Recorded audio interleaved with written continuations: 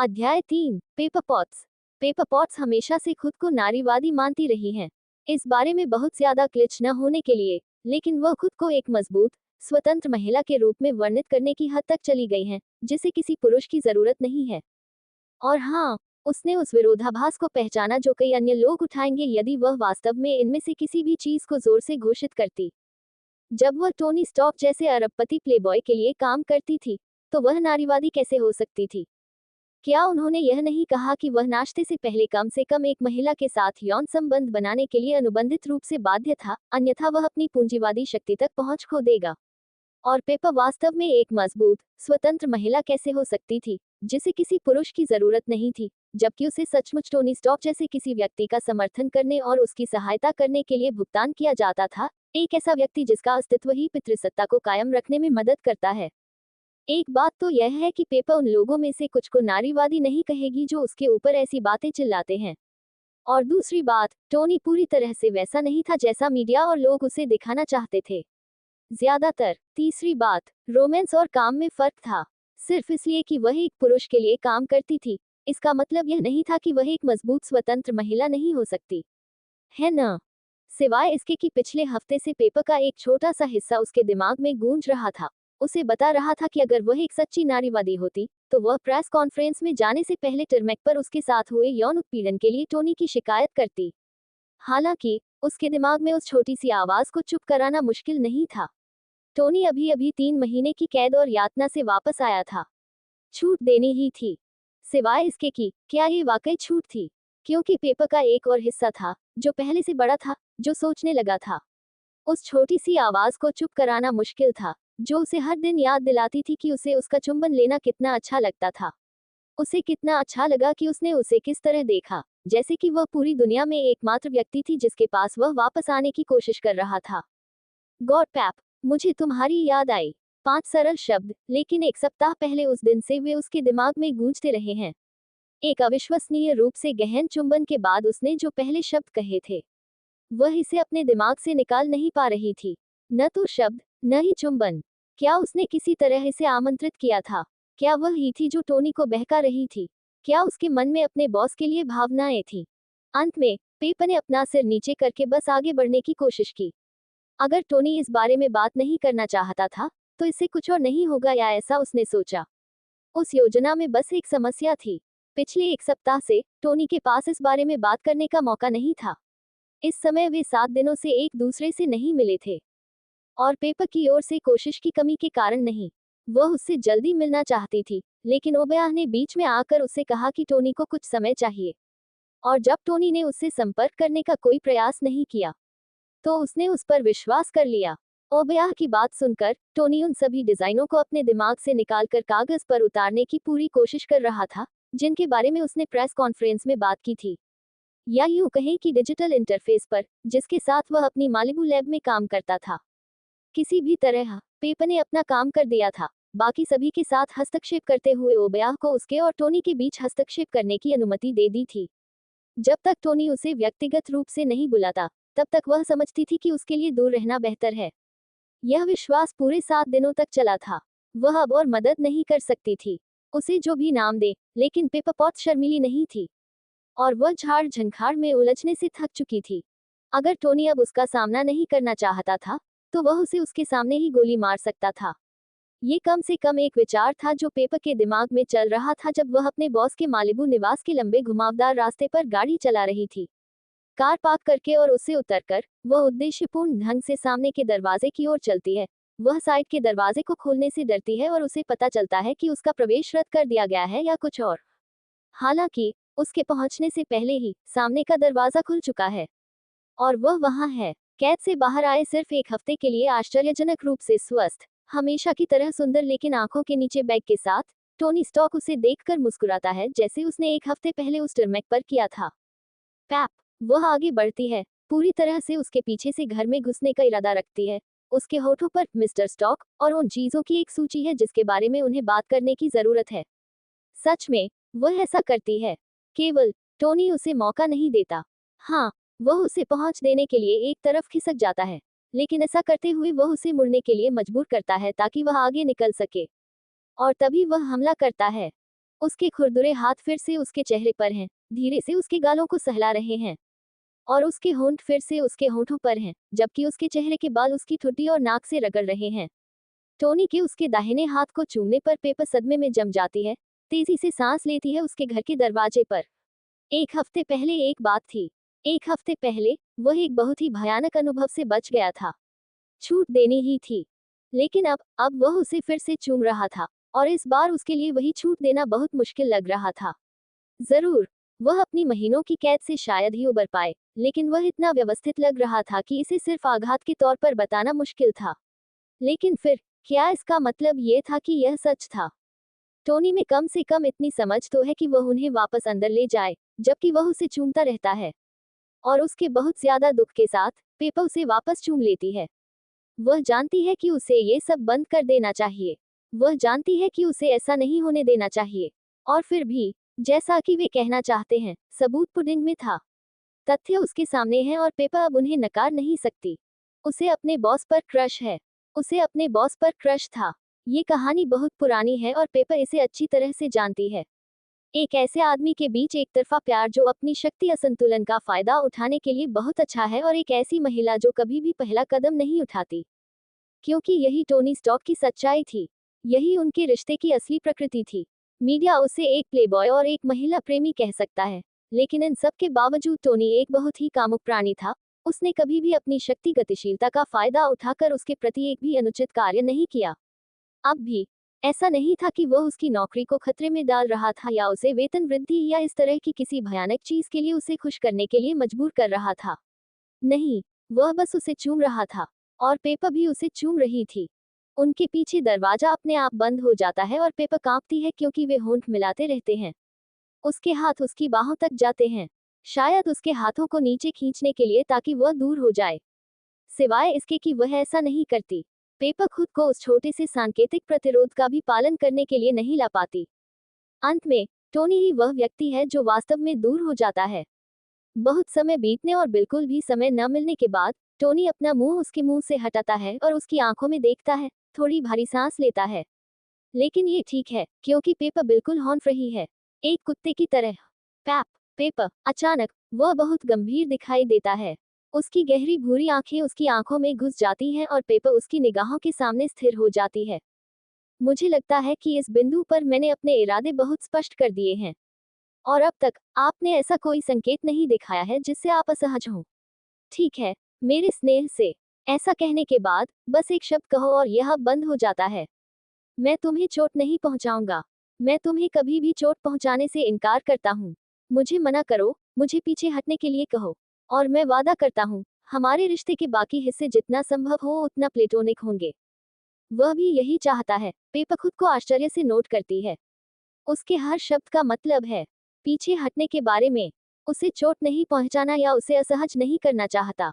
वह चाहती है कि वह जगह भरने के लिए कुछ मजाकिया कह सके। यह उनके सामान्य रिश्ते जैसा ही था, बॉस और उसके निजी सहायक के बीच मजाक। यही वह चीज थी जिससे पेपर सबसे ज्यादा सहज थी।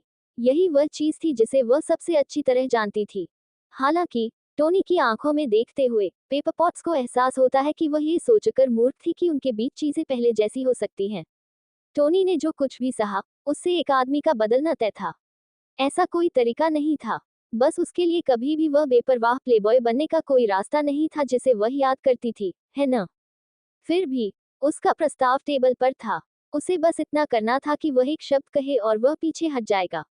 जरूर वे पहले जैसी चीजें नहीं करेंगे, लेकिन टोनी कभी भी उसके साथ आजादी लेने की हिम्मत नहीं करेगा। लेकिन वह ऐसा नहीं कर सकती।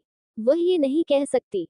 इसके बजाय पेपर इस पागल निरर्थक क्षण में केवल वही करती है जो समझ में आता है।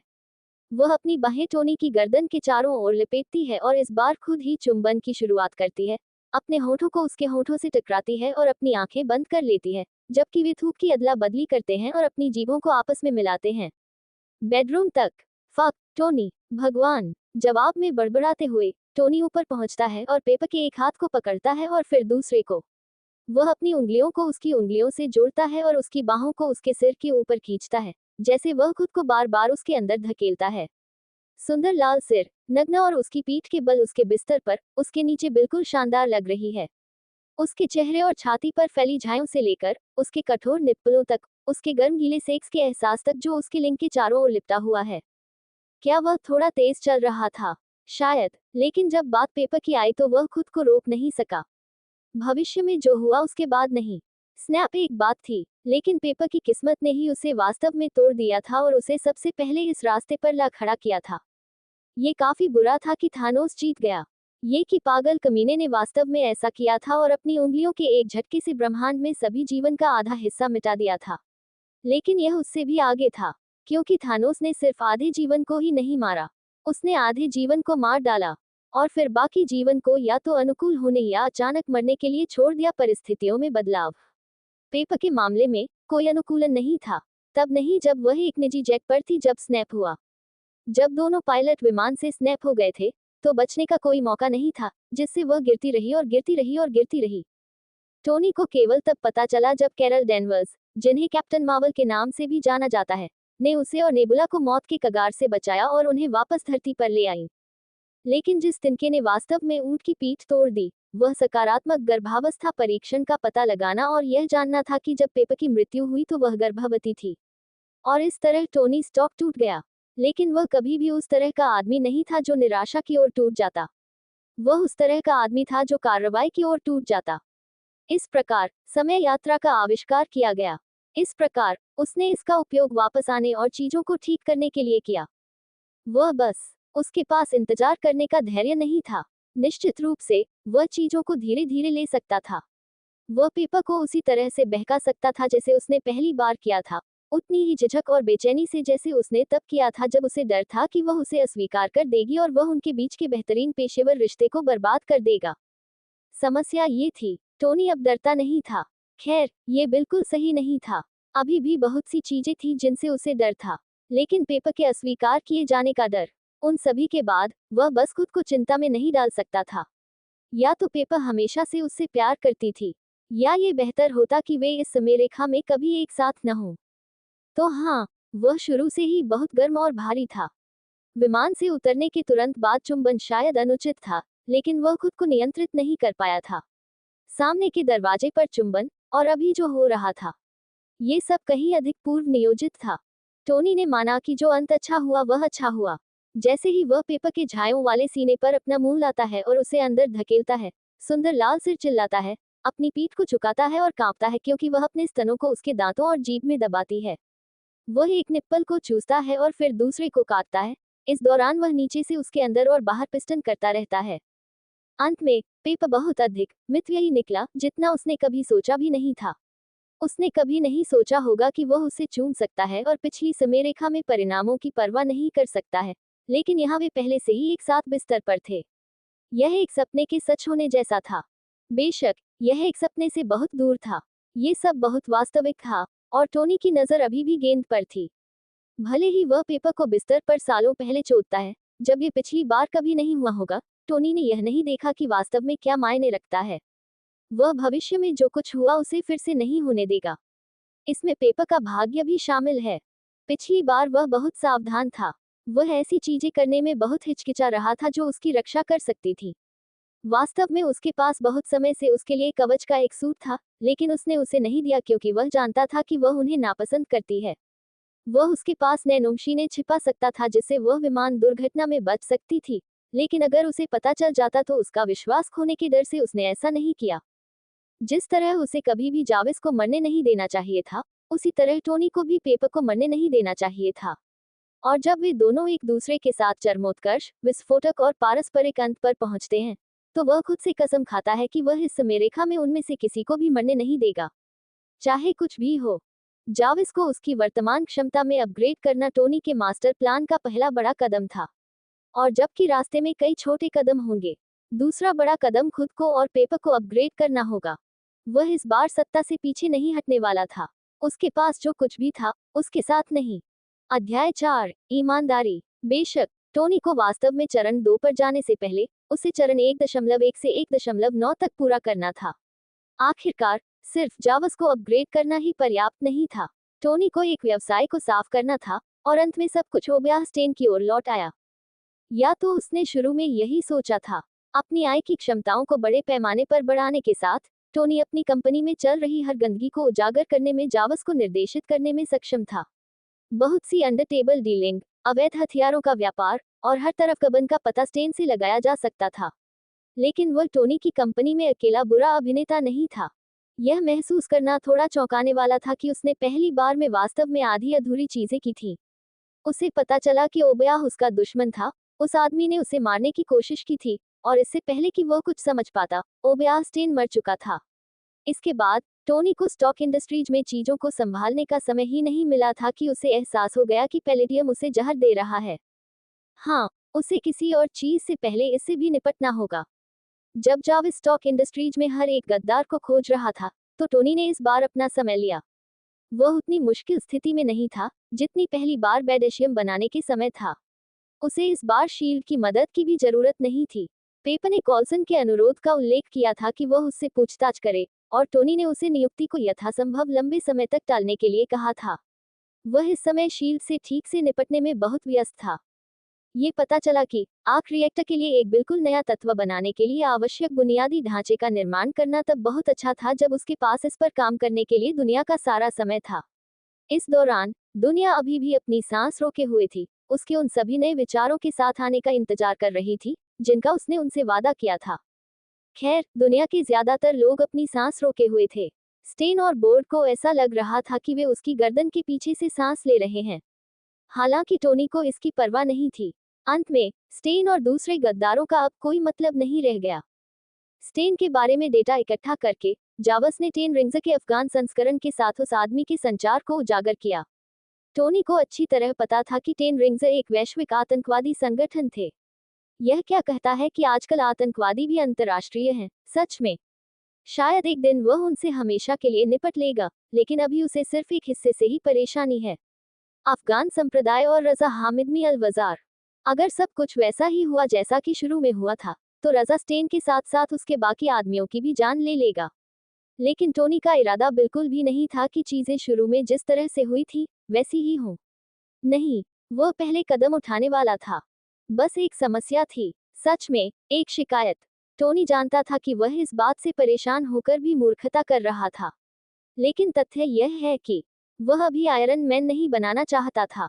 अगर टोनी की मर्जी होती तो वह तब तक कोई और आयरन मैन कवच नहीं बनाता जब तक कि उसे नैनो टेक्नोलॉजी तक फिर से पहुंच न मिल जाए। दुर्भाग्य से दुनिया का प्रौद्योगिकी आधार अभी तक पूरी तरह से तैयार नहीं था। टोनी को यकीन था कि वह इस मुद्दे को 1 या 2 साल और आगे बढ़ा सकता है, लेकिन सच कहा जाए तो कुछ चीजों के लिए कुछ साल इंतजार करना बहुत लंबा समय होता है। काम करने वाले नैनोकणों का निर्माण बेडेशियम को फिर से बनाने जितना आसान नहीं था। इसके लिए टोनी को कुछ वैज्ञानिकों को साथ लाना होगा जो अभी तक पूरी तरह से विश्वविद्यालय से बाहर भी नहीं निकले हैं, और उन्हें उस दिशा में धकेलना होगा जिस दिशा में वे अंततः उसकी मदद के बिना जा सकते थे। हालांकि कुछ साल पहले वह निश्चित रूप से ऐसा करेगा। ऐसा मत सोचो कि वह ऐसा नहीं करेगा, लेकिन वह अभी उस समय सीमा में ऐसा नहीं कर सकता था जिसमें वह काम कर रहा था। इसका मतलब यह था कि इस मुद्दे पर अपनी कराह और विलाप के बावजूद टोनी को एक सूट बनाना था अगर वह अफगानिस्तान में टेन रिंग्स से निपटना चाहता था और दुनिया भर में अवैध स्टॉक हथियारों के हर एक स्रोत को नष्ट करना चाहता था। हालांकि पिछली बार के विपरीत टोनी इस बारे में बेवकूफ नहीं बनने वाला था, इसलिए वह सीधे मार्क 2 से मार्क 15 पर जा रहा था। मार्क 15, जिसका कोड नेम स्नीकी था, एक आयरन मैन सूट था जिसे टोनी ने 2013 में पहली बार बनाया था। आयरन मैन कवच का 15वां संस्करण एक प्रमुख विशेषता को ध्यान में रखकर बनाया गया था, चुपके। टोनी ने मूल 2008 के दौरान वास्तव में इस तरह की चीज के बारे में नहीं सोचा था। शुरू में आयरन मैन कवच उसकी एक पसंदीदा परियोजना थी ताकि वह अपने मन को अपनी कैद से दूर रख सके और यह साबित कर सके कि वह सही उपकरणों के साथ कुछ बेहतर बना सकता है। आखिरकार उसका पहला कवच एक गुफा में स्क्रैप के एक बॉक्स से बनाया गया था, इसलिए एक बार जब वह घर वापस आया तो उसे इसे बेहतर बनाने का जुनून सवार हो गया। वह बस यही था। लेकिन फिर उसने गुलमीरा पर टेन रिंग्स और टोनी द्वारा हमला किए जाने की वह समाचार रिपोर्ट देखी थी। टोनी ने लाल देखा था। वह पूरी तरह से आग और क्रोध में था, जो सोने टाइटेनियम मिश्र धातु में लिपटा हुआ था, जिसने उसके दुश्मनों को बर्बाद कर दिया था और सभी को एक संदेश दिया था, अन्यथा उसके साथ अब और खिलवाड़ नहीं किया जा सकता था। उसे इस बार इसकी जरूरत नहीं थी, इसलिए उसने स्नीकी बनाया।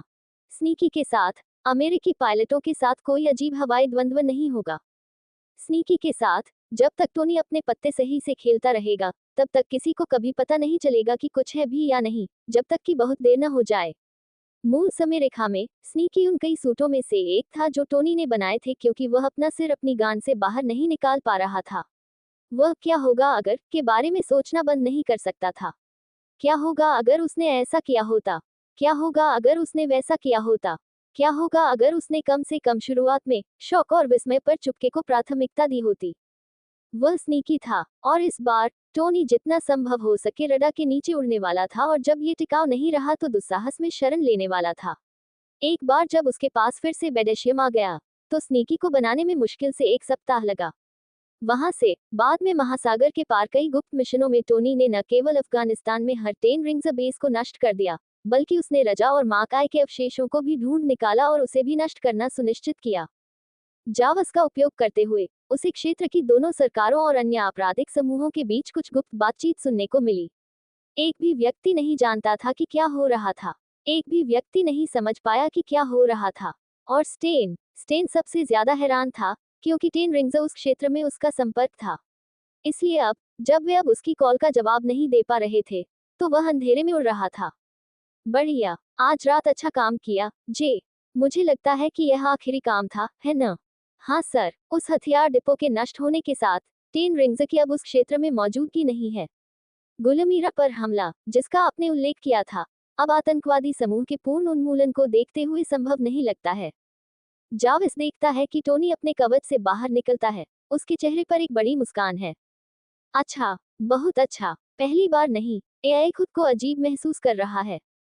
परेशान, लगभग। क्रिएटर तेजी से आगे बढ़ रहा है, बहुत तेजी से। जाविस को अपग्रेड करना एक बात थी, स्टॉक इंडस्ट्रीज के भीतर भ्रष्टाचार को उजागर करने के लिए उसका उपयोग करना इसी तरह के दायरे में था। लेकिन फिर टोनी ने एक नया तत्व बनाया और एक अविश्वसनीय रूप से उन्नत कवच का निर्माण किया, जिसमें व्यवहारिक रूप से कोई दोष नहीं था जिसे जाविस पहचान सकता था। क्रिएटर इतनी तेजी से आगे बढ़ रहा था कि जाविस भी उसके साथ तालमेल बिठाने के लिए संघर्ष कर रहा था, और वह उन अपग्रेड के साथ था जिसने उसकी पुरानी प्रोसेसिंग गति को ऐसा बना दिया था जैसे वह हैमस्टर व्हील पर दौड़ रहा हो। सच तो यह था कि टोनी लगभग अलौकिक रूप से चीजों के बारे में इस तरह से जागरूक लग रहा था कि जाविस चिंतित था। इसमें से कुछ को समझाया जा सकता था, लेकिन कुछ को नहीं। उसने कुछ नहीं कहा, क्योंकि खैर ये वास्तव में उसकी जगह नहीं थी। अब क्या था? टोनी स्टॉक निर्माता था और जाविस केवल उसका एआई था। उसका उद्देश्य सर की हर संभव तरीके से सेवा करना था, अपनी क्षमताओं की पूरी सीमा तक। और जाविस क्रोध को समझ सकता था। वह बदला लेने की आवश्यकता को समझ सकता था। सच में 3 महीने तक उसके निर्माता का अपहरण करने और उसे प्रताड़ित करने वाले लोगों से लड़ना एआई के लिए आश्चर्यजनक रूप से उत्साहजनक था। टोनी ने अपने बख्तरबंद स्टील्थ सूट में जाविस को अपलोड किया था और उसे सवारी के लिए साथ लाया था, जिससे एआई को एक अजीब सी अनुभूति हुई थी, शायद खुशी जैसी कोई चीज। अपने निर्माता के साथ 10 रिंग्स और उनके अवैध सामान को नष्ट करने में एक तरह की आंतरिक संतुष्टि थी। खासकर तब जब टोनी को लगभग यकीन था कि 10 रिंग्स जल्द ही गुलमीरा शहर पर हमला करेंगे। जाविस को शुरू में शहर का महत्व समझ में नहीं आया था, लेकिन फिर उसने चीजों को थोड़ा और गहराई से देखा। उनके निर्माता ने हो यिनसेन का उल्लेख एक साथी कैदी और उस व्यक्ति के रूप में किया था जिसने टोनी की जान कई बार बचाई थी, और जाविस प्रसिद्ध डॉक्टर के जन्मस्थान को गुलमीरा से जोड़ने में सक्षम था। तब जाविस को समझ में आया कि टोनी गांव को सुरक्षित रखने के लिए इतना दृढ़ क्यों था। शायद अब जब वहां की चीजें निपट गई हैं, तो वे यहाँ की चीजों से निपटने के लिए आगे बढ़ सकते हैं। शायद जाविस चिंता करके मूर्खता कर रहा था। उसे बस इतना करना था कि बोलना था। सर, अब जब 10 रिंग्स का उन्मूलन हो गया है, तो क्या हमें अपना ध्यान ओब्याहस्टेन और स्टॉक इंडस्ट्रीज में घुसपैठ करने वाले अन्य गबन करने वालों और कॉर्पोरेट जासूसों पर लगाना चाहिए? टोनी की मुस्कान थोड़ी बढ़ जाती है, क्योंकि वह अपना सिर छत की ओर झुकाता है। मेरे मुंह से शब्द ही निकाल लिए, जाविस। हाँ, अब समय आ गया है कि हम उन सभी को संभाल लें। राहत की डिजिटल सांस लेते हुए जाविस आगे बढ़ता है। बहुत बढ़िया सर, आप किस एजेंसी को उनकी गतिविधियों के बारे में सचेत करना चाहते हैं? मुझे कबूल करना चाहिए, उनके कार्य उन्हें विभिन्न प्रकार के अधिकार क्षेत्रों के अंतर्गत रखते हैं। मुझे पूरी तरह से यकीन नहीं है कि इस मामले में उचित अधिकारी कौन है। रुकते हुए टोनी जाविस के कैमरों में से एक को देखता है और भौहें चढ़ा लेता है। यह आवश्यक नहीं होगा, जे। छोटी मछलियों के लिए हम उन्हें गलत डेटा खिलाना शुरू कर देंगे और किसी भी महत्वपूर्ण चीज तक उनकी पहुंच को प्रतिबंधित कर देंगे। या तो वे टूट जाएंगे और असली बना लेंगे गलती, या वे बिना जाने ही संपत्ति बन जाएंगे।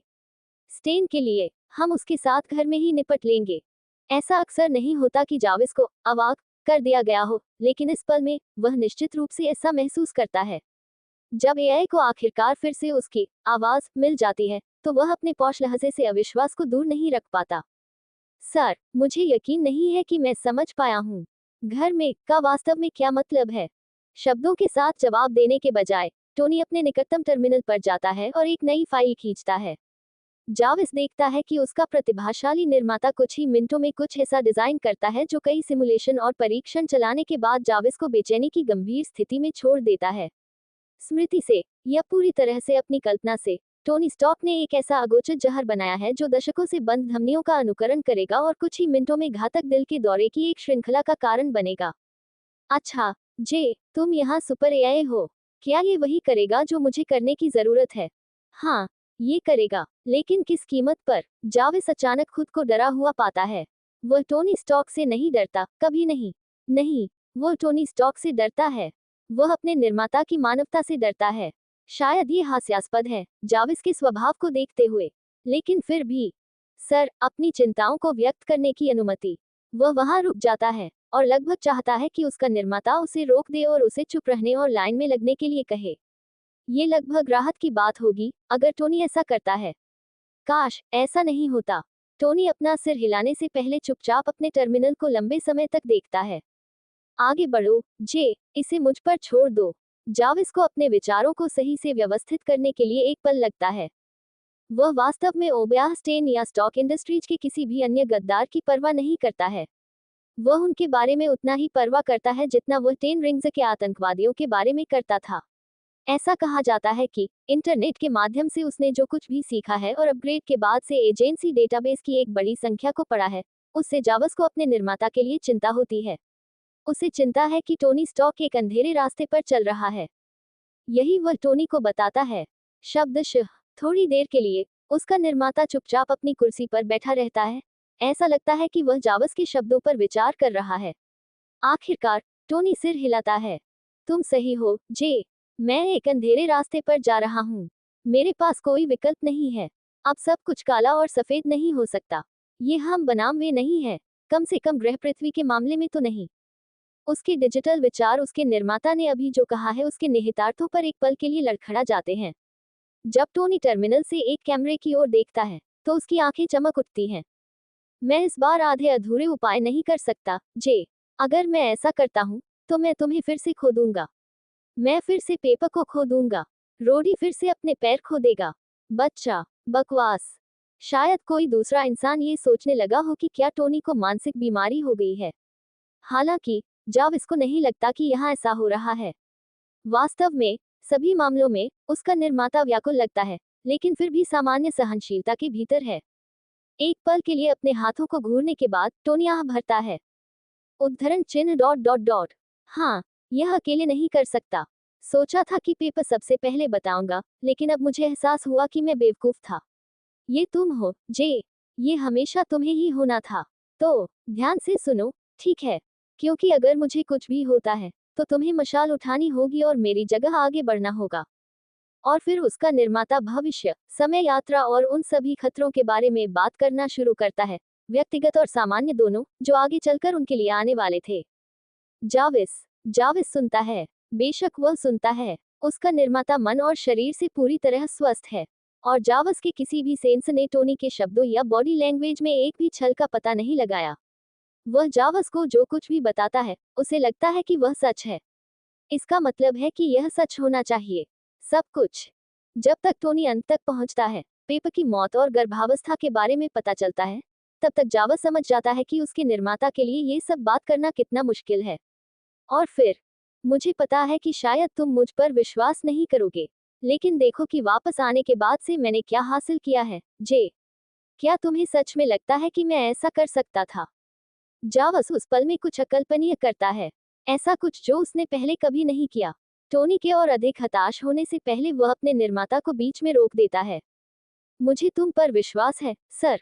बात काटते हुए टोनी एक पल के लिए रुकता है और फिर मुंह खोले छत की ओर देखता है। जल्दी से अपनी प्रतिक्रिया को नियंत्रित करते हुए वह कुछ देर के लिए रुकता है। तुम करते हो? मुझे लगता है, सर।